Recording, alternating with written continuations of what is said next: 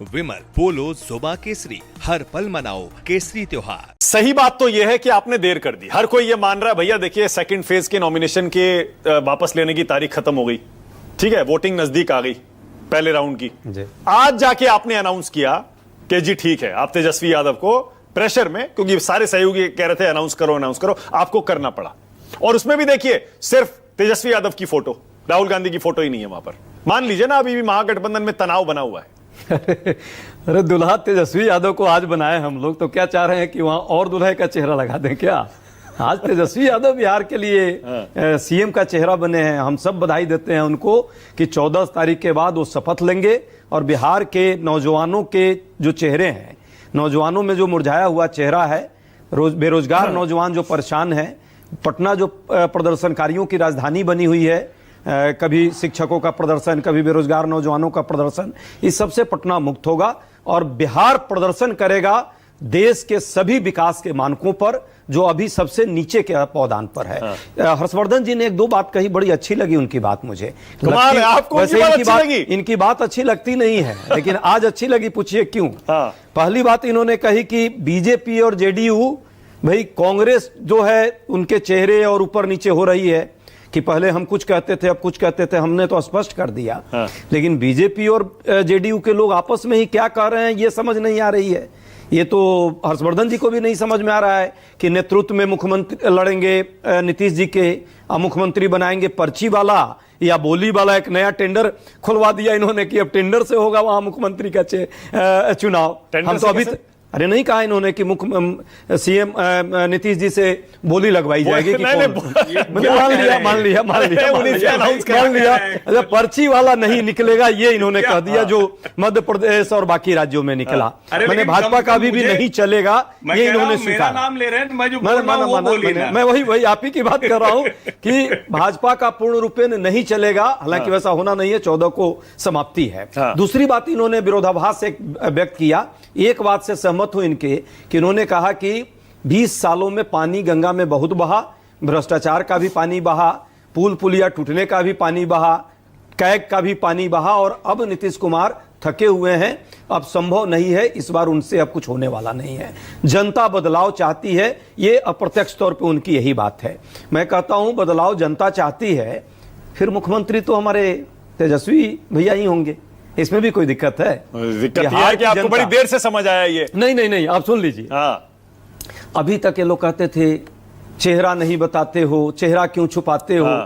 अरे हम कहते थे दिल में उतर के देखो, हमारे दिल में तो एक ही चेहरा है, पर इनको दिक्कत होती थी। अब वो दिल में भी उतरने वाली बात हो गई। अब तो बिहार के युवाओं के दिल में उतर गए तेजस्वी जी, और सभी पार्टियों के दिल में उतर करके हमने विचार विमर्श करके जनता के बीच ला दिया। अब इनको दिक्कत है। इनके यहाँ क्या हुआ, जल्दीबाजी में शादी और कनपट्टी में जो है सिंदूर लग गया। अब देखिए ना, चिराग जी अचानक शायर हो गए, और वो जो उपेंद्र कुशवाहा जी ऐसे ऐसे ड्राइव करते चल रहे थे गाड़ी, और वो जा रहे थे कहीं और, घुस गए वो अमित शाह जी के यहाँ। आया फोन एक बार ट्रम्प अंदर, उसके बाद में जुबान बंद हो गई। मांझी जी इतने अच्छे व्यक्ति बेचारे अपमान का घूंट पी करके भी मजबूरी में क्यों चुप हैं? अब ईडी सीबीआई किस बात के लिए किसको कहां चुप करा रही है? मैं आपका एक विरोधाभास बताऊं जी, मैं आपका एक विरोधाभास बताता हूं। आप बार बार कहते हैं ना नीतीश जी मुख्यमंत्री बनने लायक नहीं है, नीतीश जी मुख्यमंत्री बनने लायक नहीं है, अक्षम हो गए, कहते हैं ना आप ये बात? अस्वस्थ हो गए हैं, अक्षम है ना, अस्वस्थ मुख्यमंत्री बनने लायक नहीं है ना, ये आप कहते हैं ना। जनता ही नहीं इस बार चुनने वाली। वही मैं कह रहा हूं। एक तरफ आप कहते हैं वो मुख्यमंत्री बनने लायक नहीं है, फिर आप उसी सांस में ये भी कहते हैं कि बीजेपी उनके साथ अन्याय कर रही है, उनको मुख्यमंत्री नहीं बनाएगी। अरे भाई कमाल है, आप खुद ही कह रहे हैं वो सीएम बनने लायक नहीं है, क्यों? फिर आप कह रहे हैं बीजेपी उनको सीएम बनाएगी नहीं। उसका उत्तर दे रहा हूं। देखिए, मुख्यमंत्री इसलिए नहीं बनाने का मामला है कि उनको सिर्फ अभी चेहरा क्यों बना के रखा है। अति पिछड़ों का 36% अति पिछड़े हैं, उनका वोट उनको लेना है, इसलिए उनको किसी तरह चेहरा बना। वो ठीक है, वो मान लिया, पर अति पिछड़ा उनकी स्ट्रेटेजी रणनीति हो सकती है, ठीक है, यही रणनीति। लेकिन एक तरफ आप कहते हैं वो बनने लायक नहीं है। लेकिन जनता जो है इस बात को समझ गई है कि अति पिछड़ों के नेता जरूर नीतीश कुमार जी रहे अभी तक, उनके चेहरे को कहीं ना कहीं बीजेपी बुना करके ललन सिंह, विजय चौधरी और संजय झा, ये 3 लोगों की चौकड़ी जो है और कुछ अधिकारियों की चौकड़ी। अच्छा ठीक है, ये लोग चाहते हैं कि वहां पे अति पिछड़ों का वोट कब्जा कर आपने, लेकिन होने वाला मान लिया, आपने एक बात समझ गया, आपने एक बात तो मान लिया, तेजस्वी जी के साथ हम लोग के साथ आ गया, आपने एक बात तो मान ली कि वोट जो है तेजस्वी यादव के नाम पर ही मिलेगा।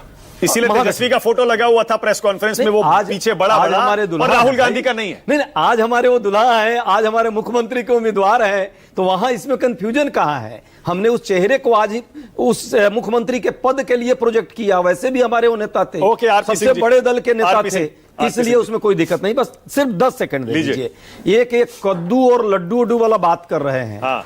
अरे भाई गजब हो आप लोग। अति पिछड़े के बेटा को यदि उप मुख्यमंत्री का पद देने की बात आई, जिन अति पिछड़ों के वोट पर आप 20 साल से शासन कर रहे हैं, और उनके बेटे को यदि उप मुख्यमंत्री हम बनाना चाहते हैं, तो उसमें भी पेट में इतना दर्द होने लगा। मुस्लिम को क्यों नहीं ये बुलाया? भाजपाइयों को देखिए ना, सुनिए ना, 17-18% है मुस्लिम। सुनिए ना, इन लोगों ने अति पिछड़ों का वोट सीट कितना दिया है? हाँ। जो भाजपा वाले मात्र ईबीसी का 10 सीट दिया है। 36% वोट लेंगे और 10 सीट देंगे, और जेडीयू वाले ने मात्र 19 सीट दिया है, और ये ज्ञान दे रहे हैं। पर 18% मुस्लिम वाले को डिप्टी सीएम क्यों नहीं आगे किया एकदम एकदम। अब ये भी बहुत अच्छी बात है। हाँ। मुख्यमंत्री जी तो बड़े सबका साथ सबका विकास, आरपी सिंह जी भी लेके चलने वाले हैं, और जेडीयू वाले भी कहते हैं लगातार कि हम सबका विकास कर रहे हैं।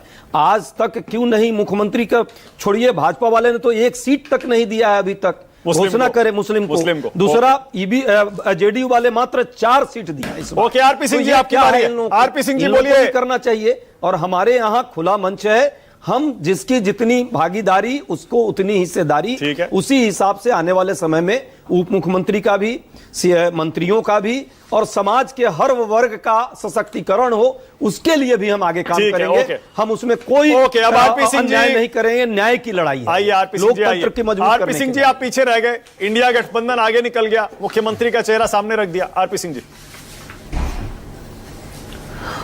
नमस्कार मानक जी, उपाध्याय जी बड़े सूझवान और हिंदी के बड़े अच्छे प्रवक्ता हैं। ये तिगड़ी को कैसे कहा कि 3 लोगों की चौकड़ी है? सर 3 लोगों की तिगड़ी होती है, चौकड़ी में तो आज पहली बार सुना 3 लोगों की चौकड़ी होती है। अधिकारी एक उसमें जुड़ा मैं हुआ बड़े है। ध्यान से मैं अधिकारी मैं तो आपसे हिंदी का ज्ञान लेता हूँ। आप इतनी अच्छी हिंदी बोलते तो आपको अधिकारी का नाम लेना ठीक नहीं था। अमृत प्रत्यय भी एक है, चौथा वही है। अरे सर इसलिए जोड़ा था। चलिए सर